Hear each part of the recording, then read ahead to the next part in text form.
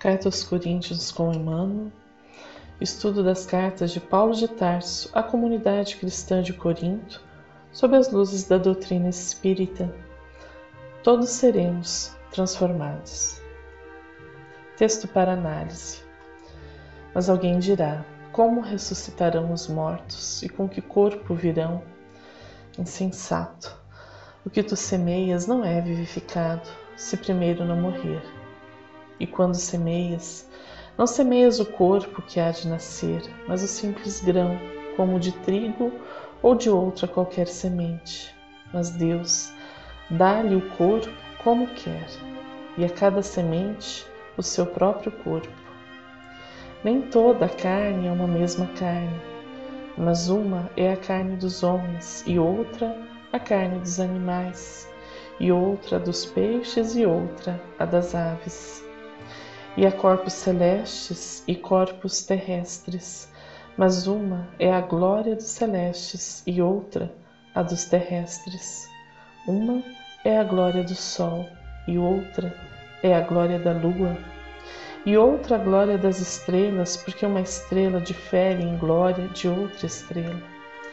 Assim também a ressurreição dentre os mortos. Semeia-se o corpo em corrupção, ressuscitará em incorrupção. Semeia-se em ignomínia, ressuscitará em glória. Semeia-se em fraqueza, ressuscitará com vigor.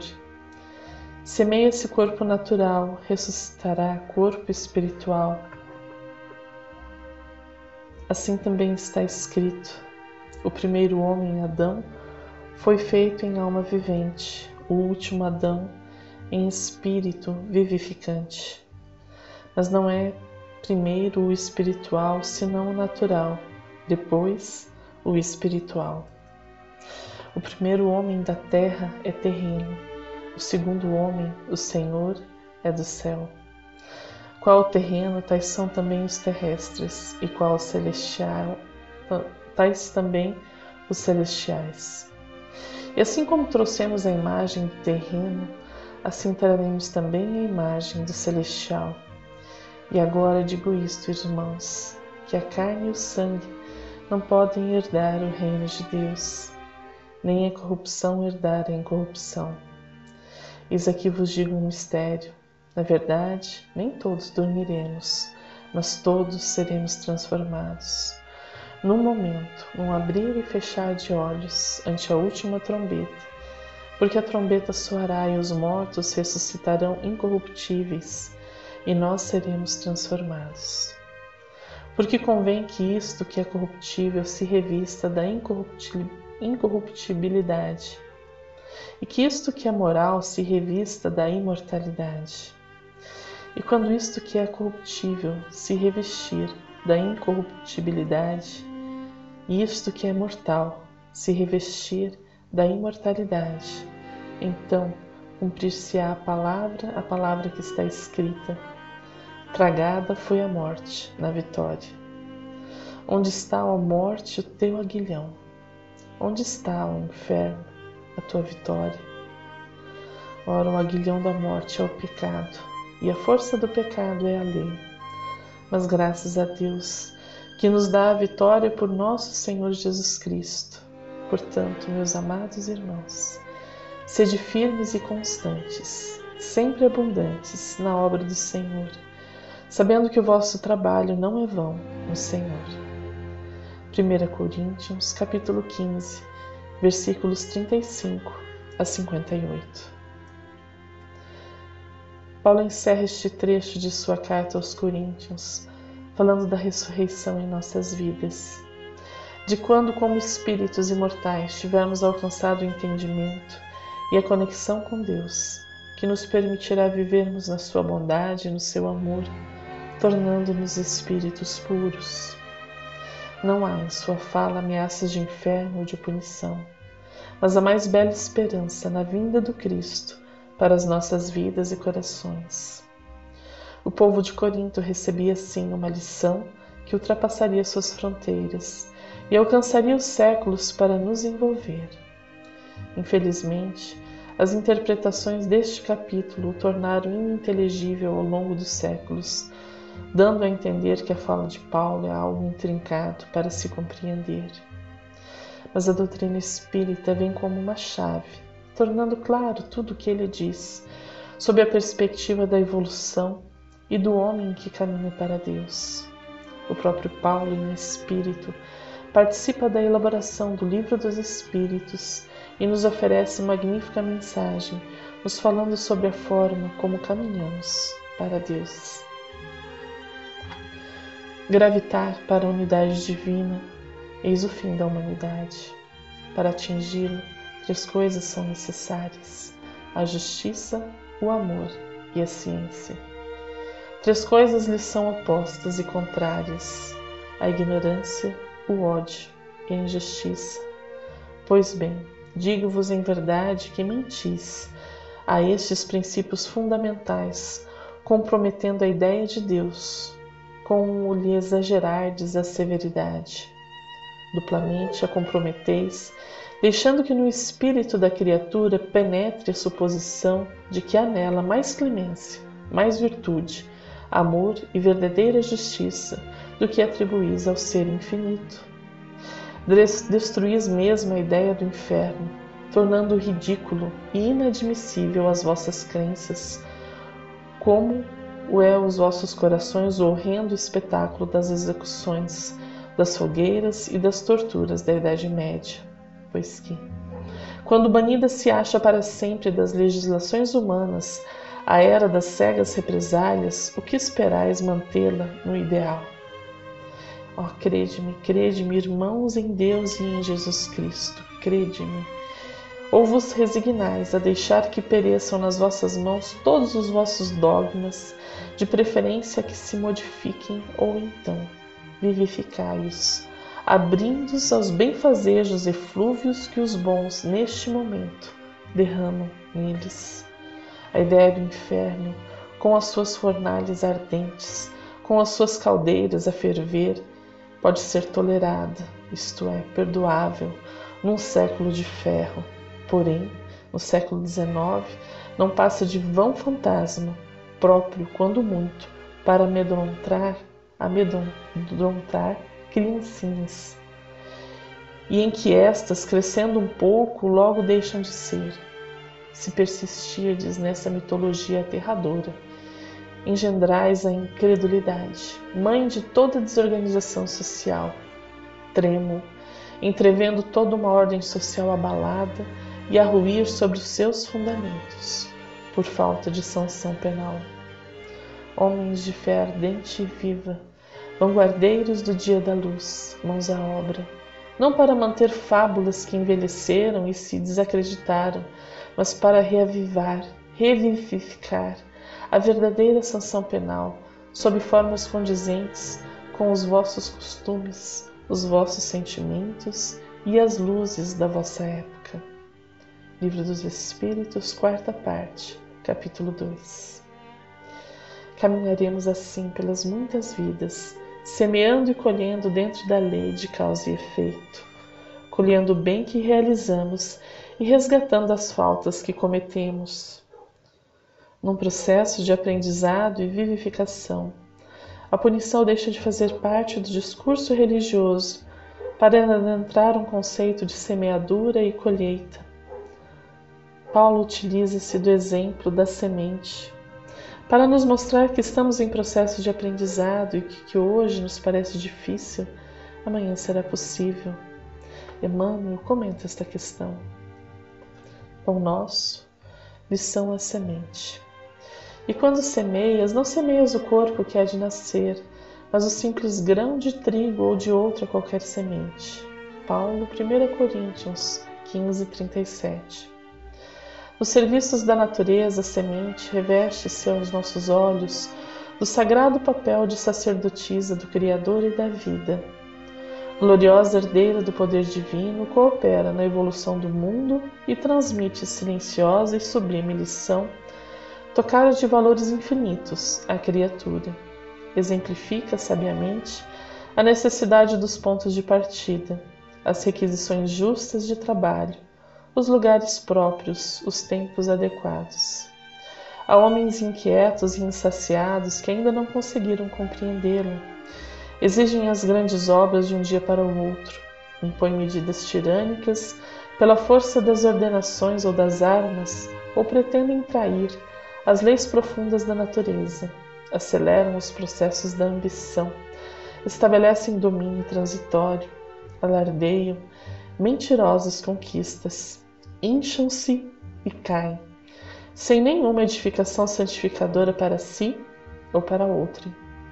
Não souberam aprender com a semente minúscula que lhes dá trigo ao pão de cada dia, lhes garante a vida em todas as regiões de luta planetária. Saber começar constitui serviço muito importante. No esforço redentor é indispensável que não se percam de vista as possibilidades pequeninas.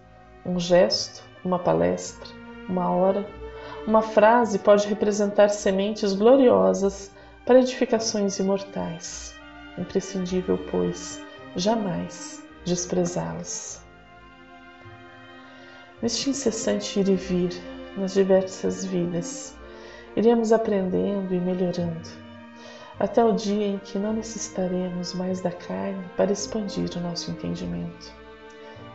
Caminharemos então com Cristo e com Deus, como partícipes da criação, auxiliando a outros pequeninos a crescerem e evoluírem como nós outrora, num eterno intercâmbio de amor e fraternidade. Eis então o convite que a lição nos apresenta, para que despertemos, para que possamos buscar a transformação moral que nos permita ascender. A lição de Emmanuel esclarece, livro Vinha de Luz, transformação. Na verdade, nem todos dormiremos, mas todos seremos transformados. 1 Coríntios 15, 51. Refere-se o apóstolo dos gentios a uma das mais belas realidades da vida espiritual. Nos problemas da morte, as escolas cristãs, trabalhadas pelas cogitações teológicas de todos os tempos, erigiram teorias diversas, definindo a situação da criatura após o desprendimento carnal. É justo que semelhante situação seja a mais diversificada possível. Ninguém penetra o círculo da vida terrena em processo absolutamente uniforme, como não existem fenômenos de desencarnação com analogia integral. Cada alma possui a sua porta de entrada e saída conforme as conquistas próprias. Fala-se demasiadamente em zonas purgatoriais, em trevas exteriores, em regiões de sono psíquico. Tudo isso efetivamente existe em plano grandioso e sublime que, por enquanto, transcende o limitado entendimento humano. Todos os que se abeberam nas fontes puras da verdade com Cristo devem guardar sempre o otimismo e a confiança. Nem todos dormiremos, diz Paulo. Isso significa que nem todas as criaturas caminharão às tontas, nas regiões mentais da semi-inconsciência. Nem todas serão arrebatadas a esferas purgatoriais. E ainda que tais ocorrências sucedessem, ouçamos ainda o abnegado amigo do Evangelho quando nos assevera, mas todos seremos transformados. Paulo não promete sofrimento inesgotável, nem repouso sem fim. Promete transformação. Ninguém parte ao chamado da vida eterna, senão para transformar-se. Morte do corpo é crescimento espiritual. O túmulo numa esfera é berço em outra. E como a função da vida é renovar para a perfeição, transformemo-nos para o bem, desde hoje. A graça de Deus em nossas vidas não representa inércia e aceitação, mas trabalho e refazimento. Busca em conhecermos a vontade de Deus e nos aproximarmos dela com a nossa vontade, refletindo em nossas vidas os conhecimentos que vamos adquirindo. Jesus é nosso modelo e guia neste caminho evolutivo.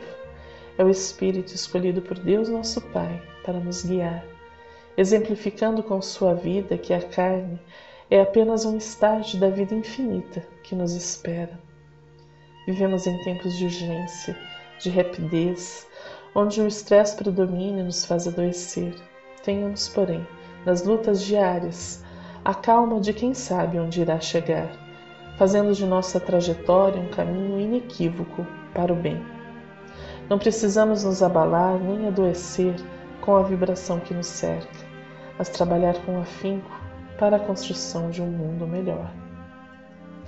A transformação que Paulo fala ao povo de Corinto é do homem espiritual que se torna um novo homem perante o exemplo de Jesus, buscando através do trabalho, de servir, as ferramentas necessárias para crescer e evoluir. Encerramos com a lição de Emmanuel que comenta esta questão. Palavras de vida eterna, lição, ação. Portanto, meus amados irmãos, sede firmes, inabaláveis e sempre abundantes na obra do Senhor, sabendo que no Senhor o vosso trabalho não é vão. 1 Coríntios 15:58. Nas lutas do dia a dia, todos somos impelidos a várias operações para avançar no caminho. Sentimos, desejamos, pensamos, falamos, estudamos, aprendemos, conhecemos, ensinamos, analisamos, trabalhamos. Entretanto, é preciso sentir a necessidade do bem de todos para que saibamos desejar com acerto. Desejar com acerto para pensar honestamente. Pensar honestamente para falar aproveitando. Falar aproveitando para estudar com clareza. Estudar com clareza para aprender com entendimento.